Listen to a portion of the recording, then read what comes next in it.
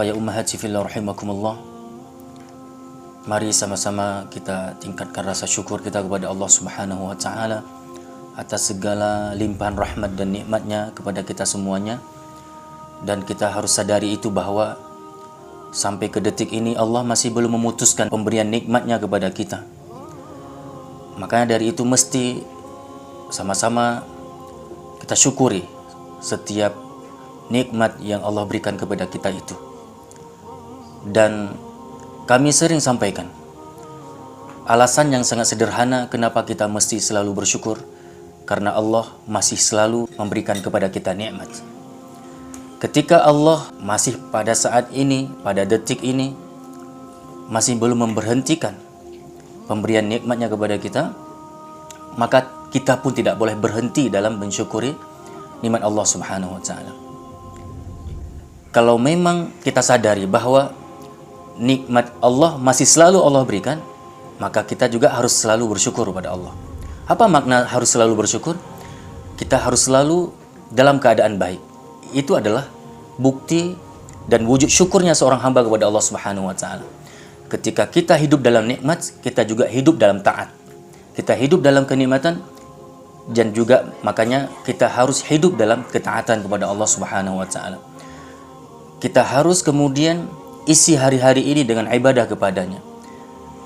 Kita harus hindari hari-hari dalam kehidupan ini setiap apapun yang berbau maksiat kepada Allah Subhanahu wa taala. Itulah makna dari implementasi wujud syukurnya seorang hamba kepada Allah Subhanahu wa taala. Itulah kemudian yang bisa kita maknai kita harus selalu menjadi hamba yang bersyukur, yaitu harus selalu menjadi hamba yang taat, tunduk patuh, menjalankan perintahnya, dan juga siap meninggalkan setiap apa yang Allah larang. Itulah sekali lagi wujud syukur seorang hamba. Maka dari itu, ibu-ibu yang dirahmati Allah Subhanahu wa taala, tidak ada alasan bagi kita untuk berhenti bersyukur, karena Allah masih selalu kasih kita nikmat. Dan kami juga sering sampaikan dalam kajian kita bahwa Allah ketika memberikan kepada kita nikmat tidak hanya sekedar pemberian, selesai masalah setelah itu. Tidak. Bukan berarti kita akan selesai masalahnya. Dalam artian apa? Berarti nanti suatu saat dari apa yang Allah telah berikan kepada kita semasa hidup di dunia ini, maka nanti semuanya akan dimintai pertanggungjawabannya. Tsumma latus'alunna yawma idzin 'anil na'im. Kemudian nanti kita akan dipersoalkan seluruh apa yang telah Allah berikan kepada kita dari nikmat-nikmatnya. Yang menjadi masalah bagi kita selaku hamba adalah apakah kemudian nanti pada hari kiamat kita mampu mempertanggungjawabkan dengan sebenar-benarnya di hadapan Allah dari setiap nikmat yang Allah telah berikan kepada kita. Dalam artian, apakah nikmat yang pernah Allah berikan kepada kita ini telah kita gunakan untuk taat tunduk patuh kepada Allah? Apakah dengan nikmat tersebut membuat kita lebih dekat kepada Allah? Atau malah sebaliknya, Allah kasih nikmat selalu dan selalu, tapi nikmat itu malah bukan menjadi wasilah, sebab untuk supaya kita lebih dekat kepada Allah, malah lebih jauh. Kita gunakan nikmat Allah tanpa ada rasa syukur. Dalam artian, kita malah bermaksiat dengan nikmat itu. Ini adalah orang yang terburuk. Tidak ada hamba yang paling buruk, melainkan ketika ia memanfaatkan setiap apa yang Allah berikan, tapi untuk bermaksiat lagi kepada sang pemberi nikmat. Itulah manusia yang terburuk di sisi Allah. Siapa mereka? Yaitu yang mereka memanfaatkan nikmat Allah yang telah Allah berikan, namun mereka jadikan nikmat itu malah untuk mendurhakai Allah Subhanahu wa taala. Dia gunakan nikmat itu untuk bermaksiat lagi kepada Allah Subhanahu wa taala. Maka wajarlah nanti di hari kiamat orang-orang yang menjadikan nikmat Allah untuk bermaksiat kepadanya akan mendapatkan azab yang sangat pedih. Allah Subhanahu wa taala berfirman, dan ayat ini pasti sudah sangat familiar. Ayat ini sudah sangat sering kita dengar. La in syakartum la azidannakum.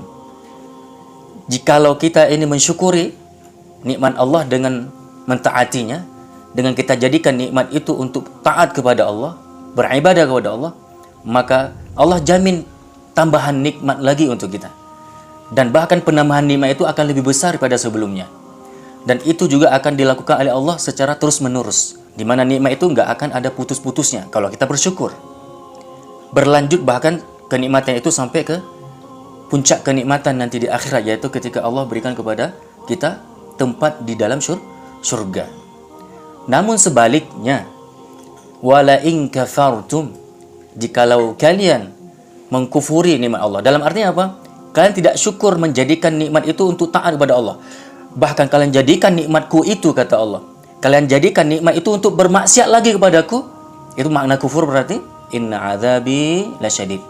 Sesungguhnya azabku, siksaku sangatlah syadid. Syadid apa artinya? Keras. Siksaku itu adalah sangat pedih. Siksaku kepada orang yang mengkufuri nikmat adalah sangat berat gitu. Apa yang dimaksud dengan siksa yang berat? Yang siksa di dalam neraka. Yang kurang sebenarnya syukur kita, bukan nikmat. Nikmat Allah selalu kasih. Allah kasih selalu kepada kita nikmat. Bahkan ada nikmat yang kita peroleh yang kita nggak minta, tapi Allah kasih juga. Makanya ibu-ibu yang rahmati Allah Subhanahu wa taala, kita harus menjadi orang yang, kalau kita bahasakan dengan bahasa istilahnya apa? Harus menjadi orang yang pandai bersyukur. Bahasa pandai apa? Ada yang tidak pandai. Ada yang tidak pandai mensyukuri nikmat Allah. Dan itu mudah cara memahaminya. Apa makna tidak pandai dalam mensyukuri nikmat Allah? Yaitu orang yang tidak menggunakan nikmat itu untuk malah taat kepada Allah Subhanahu wa taala, menjadi lebih dekat kepada Allah Subhanahu wa taala.